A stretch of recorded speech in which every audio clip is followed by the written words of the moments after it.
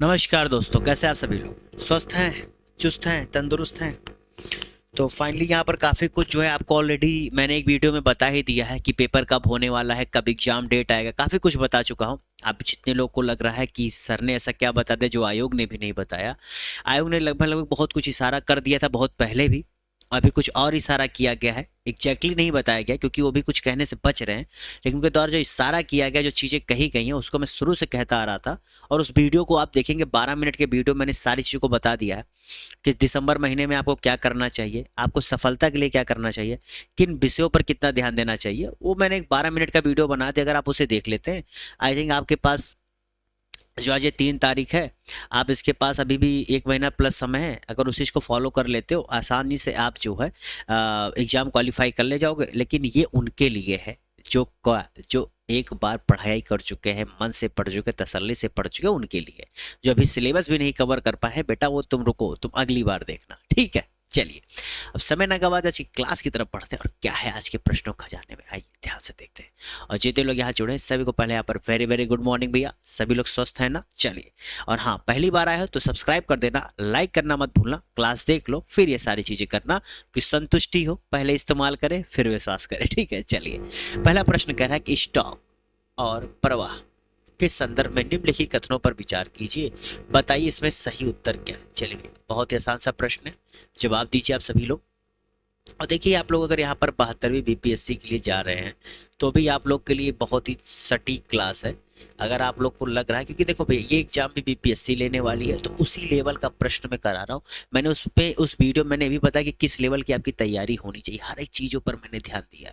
12 minute में मैंने आपको पूरी ज्ञान दे दिया। उसे आप 1.5 टाइम्स करके जैसा भी आप देखना चाहो एक बार देख लो, आपकी सारी जो मन में शंका, दुविधा, असमंजस सारी दूर हो जाएगी, ठीक है? बहुत कम समय में बहुत सटीक जानकारी। चलिए भैया, यहाँ पर कह रहा है स्टॉक प्रवाह, कह रहा है मुद्रा आपूर्ति एक स्टॉक है। बहुत ही बेसिक सा चीज है, लेकिन हाँ, ये प्रश्न वही कर पाएंगे जिनको थोड़ा सा इकोनॉमिक का पता होगा, ठीक है? जो थोड़ा सा जान रहे होंगे। इसे मैं ये नहीं कहूंगा कि ये इजी, इसे मैं मॉडरेट में कैटेगरी में डालूंगा, ठीक है? मॉडरेट कैटेगरी में डालूंगा, और यहाँ से मैं कहूंगा कि आप थोड़ा सा सीखें, ठीक है? समझना बात को। चलिए, कह रहा है मुद्रा आपूर्ति एक स्टॉक है जबकि आय एक प्रवाह है। क्या बात सही है? मुद्रा आपूर्ति माने होता है धन की राशि। जी भैया, क्या? धन की राशि। और प्रवाह और स्टॉक का मतलब क्या होता है, पहले ही बता, तुम लोग को पता है। प्रवाह जो होता है एक ऐसी मात्रा होती है जिसे समय की एक विशिष्ट अवधि के संदर्भ में मापा जाता है। मतलब हम प्रवाह को जब भी देखना होगा तो हम समय के साथ इसका रिलेशन देखते हैं। एक निर्धारित समय में मापा जाता है। ऐसा नहीं है कि आनंद काल के लिए 1 हफ्ता हो सकता है, घंटा हो सकता है, दिन हो सकता है, हफ्ता हो सकता है, महीना हो सकता है, वर्ष हो सकता है। इस हिसाब से हम इसे देखते हैं। तो इसमें जो है समय क्या, एक आयाम होता है, ठीक? एक आयाम होता है। जैसे राष्ट्रीय आय क्या है? आपकी जो राष्ट्रीय आय है वो एक प्रवाह है। यानी कि ये बात तो सत्य हो रही है कि आय एक प्रवाह है। तो आय कोई भी हो, राष्ट्रीय आय कोई भी आए, तो एक प्रवाह है, ठीक है? क्योंकि क्या होता है, या किसी जो देश है उसके एक वर्ष में उत्पन्न होने वाली वस्तुओं और सेवाओं का प्रवाह है। भाई, जो आय हो रही है आपको, किसी देश को आय कब होती है? जब एक साल में आप किसी भी वस्तु का निर्माण करके उसका क्या करते हैं, लेन देन करते हैं, ठीक है? या वस्तु सेवाओं का क्या करते हैं, प्रवाह करते हैं, ठीक है? तो उससे क्या होता है, हमें आय होता है। समझ गए? वैसे ही किसी व्यक्ति का आय भी होता है, ठीक है? क्लियर हो गया? समझ गए? चलिए, अब स्टॉक की बात करते हैं। स्टॉक क्या होता है? स्टॉक हम देखते हैं, जैसे धन हो गया, विदेशी ऋण हो गया, पूंजी हो गया, और इन्वेंट्री हो गया। ये सारी जो चीजें आप देख रहे हैं ना, स्टॉक के अंतर्गत आती हैं। समझ गए? क्लियर? और निवेश भी एक प्रवाह है। जैसे ये देख लो आय, वैसे आपका निवेश भी एक प्रवाह होता है, ठीक है? ये भी जान लेना, निवेश भी। ये बेसिक चीजें है। बहुत अच्छा प्रश्न है, इसलिए मैंने मॉडरेट डाला है। बहुत लोगों को पता नहीं होगा, ठीक है? समझ गए? ये चीज क्लियरिटी करनी है।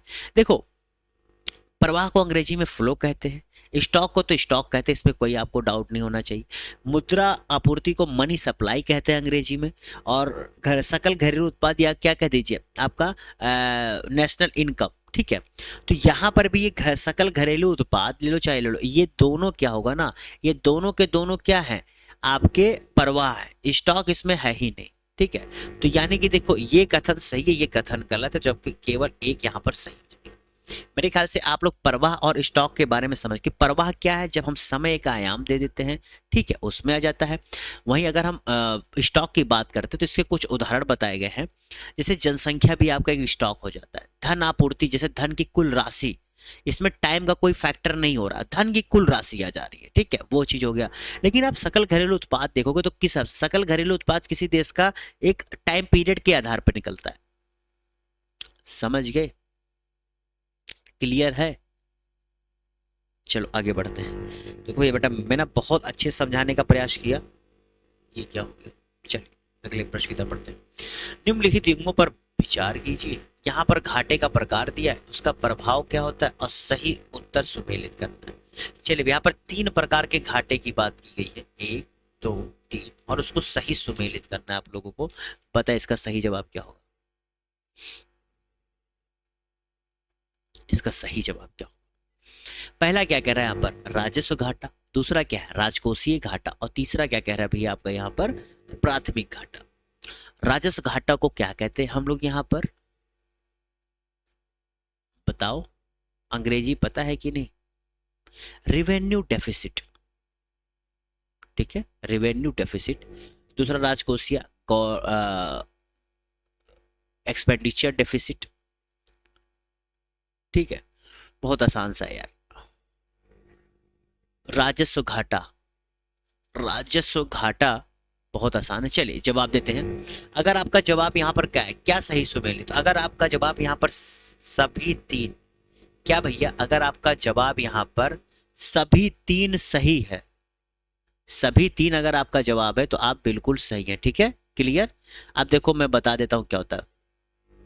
एक मिनट। राजस्व घाटा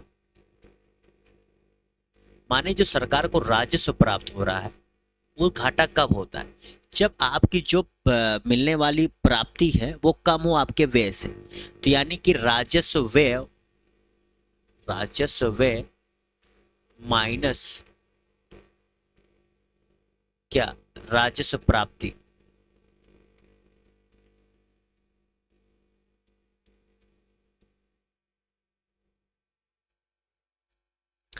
यानी सरकार को जितना धन मिल रहा है उससे ज्यादा उनका खर्चा है। भाई आपके घर में सोचो, आपके खर्चा ज्यादा होंगे, कमाई कम होगी तो क्या होगा? घर घर बेचना पड़ जाएगा ना, या बीबी के गहने या माँ के गहने गिरवी रखने पड़ जाएंगे कि नहीं? ऑब्वियसली सी बात है। वहीं आपका राजकोषीय घाटा की बात हो रही है, सेम उसी तरह से कि सरकार कुल कितना व्यय कर रही है, कुल व्यय माइनस जो उसे क्या है प्राप्ति हो रही है, और उसे गैर ऋण से भी जो सरकार को, आप बहुत डिटेल हो जाएगा ना इसलिए मैं बहुत डिटेल में नहीं, बस ये समझना कि जैसे सरकार को एक तो इंटरेस्ट से भी पैसा मिलता है, उसके अलावा कुछ और चीजें से आपके योजना मैगजीन और काफी चीजें सरकार बेचती है तो उससे भी पैसा आता है, इन सबसे उसे प्राप्ति होती है, ठीक है। तो कुल व्यय जितना सरकार द्वारा किया जा रहा है माइनस राजस्व जो प्राप्ति हो रही है यहाँ से, ठीक है, वो, और प्लस उस राजस्व प्राप्ति में जो उसे गैर ऋण तरीके से जो पूंजी प्राप्ति हो रही है, उन दोनों को जोड़ करके पूरे व्यय से घटा दोगे तो तुम्हें पता लग जाएगा कि सरकार को वास्तव में कितना राजकोषीय घाटा लग रहा है, ठीक है। प्राथमिक घाटा क्या? देखो ये है कि ब्याज देनदारियों के बिना राजस्व, मतलब जो सरकार को हर साल, जैसे क्या होता है ना, सरकार कुछ पैसा लेती, आज कुछ पैसा ली, आज के इसी पैसे को सरकार अगले साल फिर भरना होता है, क्योंकि ब्याज तो सब फिक्स होता है ना।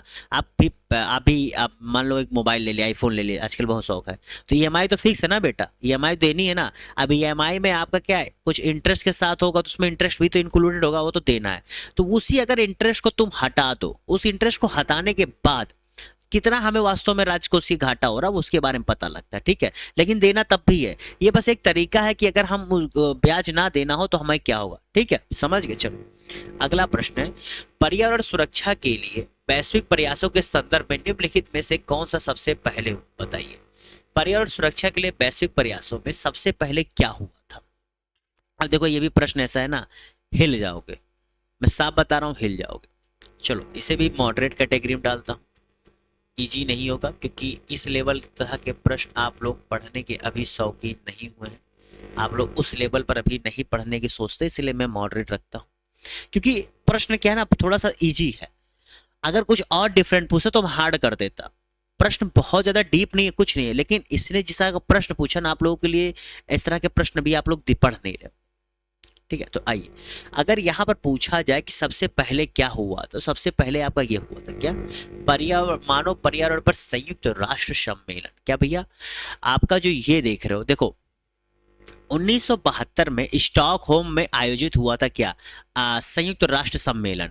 इसमें मानव पर्यावरण पर सम्मेलन कहा जाता है, इसे ही मानव पर्यावरण पर सम्मेलन, जो 1972 में स्टॉकहोम में हुआ था, ठीक है। और ये वही वैश्विक पहला वैश्विक सम्मेलन था जिसने पर्यावरण को प्रमुख मुद्दा बनाया था, ठीक है। ये चीज आपको पता होना चाहिए। और उसके बाद पता है कि क्योटो प्रोटोकॉल जो आगे चल के 11 दिसंबर 1997 को अपनाया गया था, ठीक है। और उसके बाद ये 16 फरवरी 2005 को कहीं जाकर ये लागू हुआ था। तो एक लंबा प्रोसेस रहा था इसमें। अगला प्रश्न है, जब एक पारिस्थितिकी तंत्र से दूसरे पारिस्थितिकी तंत्र में क्रमिक, देखो क्रमिक कह रहा, और निरंतर परिवर्तन होता है और दोनों के बीच प्रजातियों के संरचना के संदर्भ में कोई स्पष्ट सीमा नहीं होती, कोई स्पष्ट सीमा नहीं हो, तो इसे सबसे अच्छे तरीके से किससे वर्णित किया जाता है। चलिए, अच्छा प्रश्न है, ये भी अच्छा प्रश्न है। आप लोग को लंबा लिखा है, हार्ड नहीं कहूंगा, प्रश्न अच्छा है, पूछा बहुत फैक्चुअल चीज है, बहुत फैक्चुअल चीज पूछा है, इतना जान लेना, ठीक है। चलो बताओ इसका क्या होगा।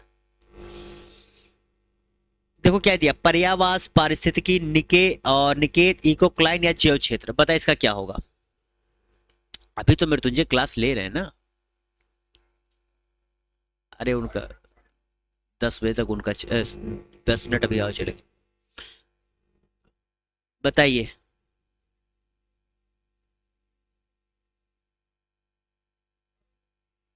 तो तुम उस कमरे में कर लो ना।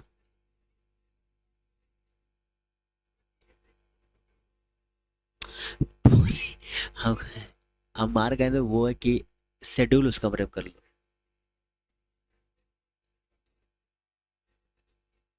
अच्छा, इकोक्लाइन, देखिए भैया इसका जवाब क्या होगा, इकोक्लाइन। इकोक्लाइन, इकोक्लाइन जो है इसका सही जवाब है। इकोक्लाइन दरअसल एक ऐसा क्षेत्र है जहां एक पारिस्थितिकी तंत्र से दूसरे पारिस्थितिकी तंत्र में क्रमिक लेकिन निरंतर क्या परिवर्तन होता रहता है, ठीक है। और इसी परिवर्तन के दौरान क्या होता है, जो प्रजातियों की संरचना होती है उसमें कोई सीमा नहीं होती है। आप एक चीज समझिएगा, ठीक है। तो यानी क्या, परिवर्तन क्रमिक रूप से होता रहेगा, निरंतरता होती रहेगी, लेकिन उसमें कोई सीमा नहीं होती है, ठीक है। चलिए अगले प्रश्न की तरफ बढ़ते हैं। निम्नलिखित सूचना पर विचार कीजिए, ये सूचना दी गई है, इनमें से कितने पर्णपाती वृक्ष हैं बताइए। उपर्युक्त में से कितने पर्णपाती वृक्ष हैं, इसका जवाब दीजिए। केवल एक, केवल दो, केवल तीन, कोई नहीं। बताइए इसका सही जवाब क्या होगा। चलिए बताइए भैया इसका सही जवाब क्या होगा।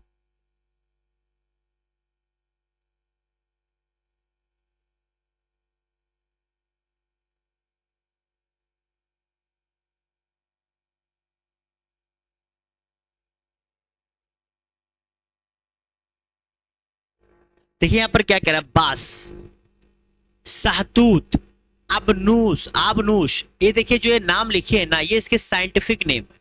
कहीं कहीं के साइंटिफिक नेम भी मतलब पूछे, लेकिन इस तरह के साइंटिफिक नेम हम पूछेगा इस तरह का मैं नहीं कहूंगा कि इस तरह की आपको उम्मीद करनी चाहिए।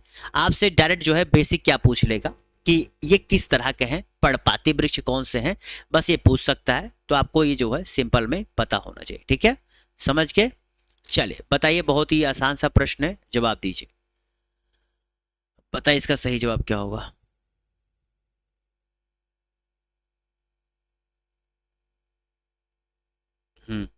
ओके, चलिए 1 मिनट। तो जितने लोगों ने यहां पर इसका सही जवाब क्या दिया है,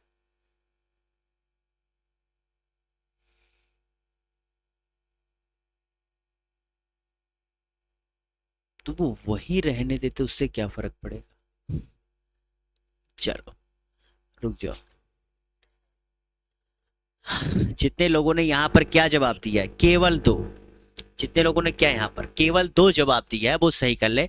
उष्ण कटिबंधीय मानसून वन को विभिन्न नामों से जानते हैं, एक चीज जान लीजिएगा, जैसे सूखा पर्णपाती वन, या फिर शुष्क वन, शुष्क पर्णपाती वन, या उष्ण कटिबंधीय पर्णपाती, इसे अलग अलग नाम से जानते हैं। अब इसमें देखो, सागौन, बांस, साल, चंदन, खैर, शाहतूत, ये सारे जो आप नाम देख रहे हैं ना, ये यहीं पर दरअसल देखिए, जो भूमध्य सागरीय आप वनस्पति देखेंगे वो सदाबहार होंगे। उनमें आपका कौन सा आता है, महोगनी आता है, आबनूस आता है, आपका डाईवुड आता है, ठीक है, कई सारे आते हैं। चलिए एक प्रश्न और करते हैं आज हम लोग।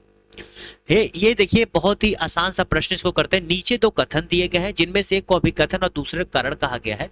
ये अभिकथन दिया गया, ये कारण दिया गया है। बताइए इसका सही जवाब क्या होगा और सही उत्तर का आपको चयन करना, ठीक है। हीमोग्लोबिन मानव शरीर में ऊतकों तक ऑक्सीजन पहुंचाने के लिए आवश्यक है। देखिए ये इजी प्रश्न, ये इजी प्रश्न है, क्योंकि अगर आप बायोलॉजी पढ़ेंगे तो इसमें कुछ भी आपको बहुत समझने की जरूरत नहीं है, फैक्चुअल है, आपको पता होना चाहिए। क्या कह रहा है, हीमोग्लोबिन मानव शरीर में ऊतकों तक ऑक्सीजन पहुंचाने के लिए आवश्यक है। हीमोग्लोबिन एक प्रोटीन है जिसमें ऑक्सीजन के प्रति उच्च आकर्षण होता है। सीधी सी बात पूछ रहा। पहले देखो क्या दोनों कथन सत्य है, पहले तो हमें यह जानना होता है क्या दोनों कथन सत्य है कि नहीं, क्योंकि सी और डी वहीं से कैंसिल होगा। तो भैया दोनों कथन सत्य, यानी कि सी और डी हमारा कैंसिल हो गया। अब क्या ये सही व्याख्या कर रहा है कि नहीं कर रहा है, कथन को देखते हैं। हीमोग्लोबिन एक प्रोटीन है जिसमें ऑक्सीजन के प्रति उच्च आकर्षण होता है, और कह रहे हैं हीमोग्लोबिन मानव शरीर में ऊतकों तक ऑक्सीजन पहुंचाने के लिए आवश्यक है। अच्छा, दोनों में हीमोग्लोबिन और ऑक्सीजन ये भी आ रहा है, तो आपको लग रहा है कि मे भी हो सकता है, लेकिन भैया ऐसा नहीं है, ठीक है। यहां पर समझिए हीमोग्लोबिन मानव शरीर में ऊतकों तक ऑक्सीजन पहुंचाने के लिए आवश्यक है, ये कथन सही है। क्योंकि आपको पता है जो लाल रक्त कोशिकाओं में पाए जाने वाला हीमोग्लोबिन होता है वो फेफड़ों में ऑक्सीजन से जुड़ता है और इसे रक्त प्रवाह के माध्यम से शरीर के विभिन्न ऊतकों और अंगों तक पहुंचाता है, और इससे ऑक्सीजन का परिवहन होता है।